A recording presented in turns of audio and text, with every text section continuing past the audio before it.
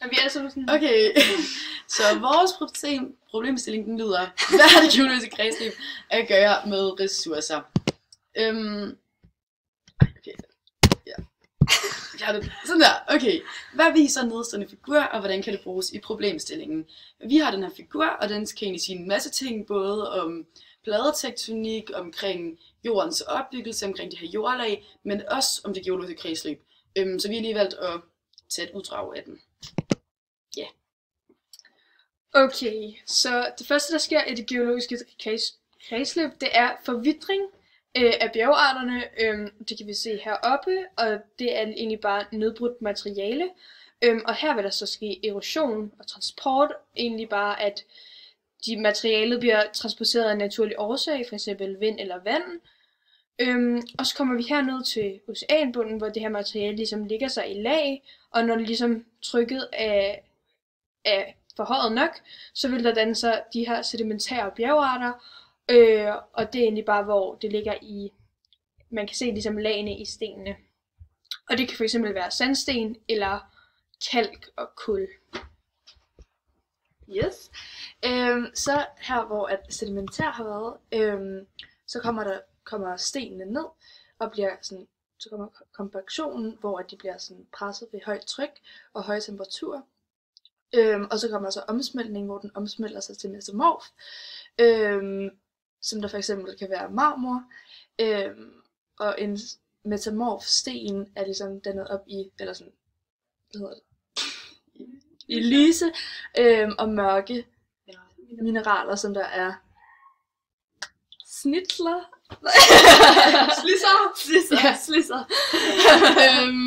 Og de her mineraler, de kan så blive varmet op og komme over deres smeltepunkt, og når det sker, så bliver det så lavet til magma. Og det er så her, hvor vi skal have noget pladebevægelse, fordi hvis pladerne så åbner sig, så kan den her magma så stige op, og så vil vi altså have den op i en vulkan, og på den måde få lavet magma. Der kan så ske det, at den her magma, der kan komme dag eller dyb, hvor at hvis magmaen størkner sådan oppe på overfladen, så størkner den forholdsvis hurtigt, og så vil vi få lavet de her meget sådan fine krystaller. Men hvis magmaen størkner længere nede i jorden, hvor den har meget længere tid til at størkne, så får vi lavet de her meget mere grove, store krystaller. Og som vi kan se, så er den her magma jo en del af en vulkan, som er en del af vores bjergkæde med vulkaner. Og på den her måde, så vil hele det her kredsløb egentlig bare gå igen, fordi at vi får forvitring, erosion og transport igen, og så det er bare et stort kredsløb egentlig. Og hvordan det hænger sammen med vores problemstilling, det er, at alle de her ressourcer er jo inde i vores geologiske kredsløb egentlig.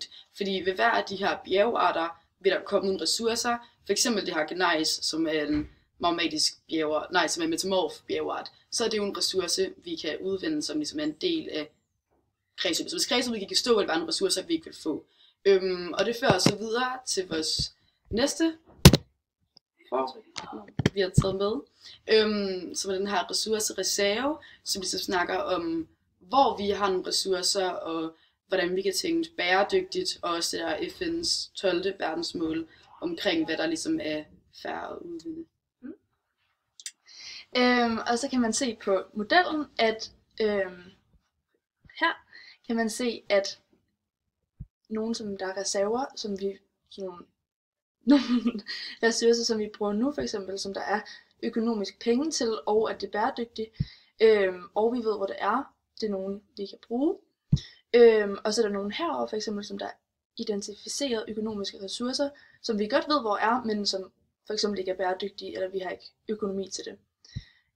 Så er der noget her, som der hedder ikke kendte økonomiske ressourcer, som vi ikke ved, hvor er, men som der muligvis godt kunne være bæredygtigt, eller økonomisk godt.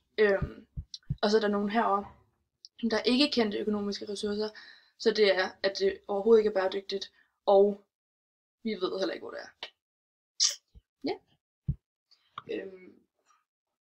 Ja, så har vi, hvordan den nedenstående databilleder kan bruges i vores spørgsmål, og det her det er en højdeprofil af et sted i, vi tror det er Sydamerika, hvor vi kan se en kontinentalplade og en oceanbundsplade ligesom mødes her i en subduktionszone. Yes, og måden vi kan se det på, det er, at vi kan se, at her er 0, og vi kan se, at den oceanpladen ligger under 0, så det er under havets overflade. Og herover er det over 0, så vi kan se, at det er over havets overflade, så derfor en kontinentalplade. Og som vi lige vil snakke om, så er det her, at subduktionszonen er. Og vi tror, at det er en destruktiv pladegrænse, eller hvad var det? Ja, en destruktiv pladegrænse, fordi at det er ligesom ocean på, hvad hedder det nu, kontinental.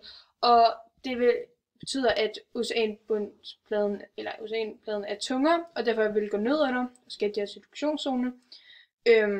Og her vil så dannes varme, og der vil så komme vulkaner. Og så kan vi så tage det tilbage på vores spørgsmål, som var, hvor ressourcerne kommer fra, så vi kan bare sige, at vulkanerne, det er der er magmatisk bjergart, og i bunden er der ved, oceanpladen er der vores sedimentærbjerge, så det er ligesom her, ressourcerne befinder sig. Og så tænker vi også, at grund til, at den var destruktiv, var fordi, at der var de her konvektionsstrømme, som sker langt ned under jorden, som godt ville gøre, at de ville komme sammen, og den er destruktiv, men så fordi, at en oceanbundsplade altid vejer mere end en kontinentalplade, så den automatisk dykker ned under. Så det er derfor, vi tror, det er en destruktiv. Ja. That was so nice. Bye.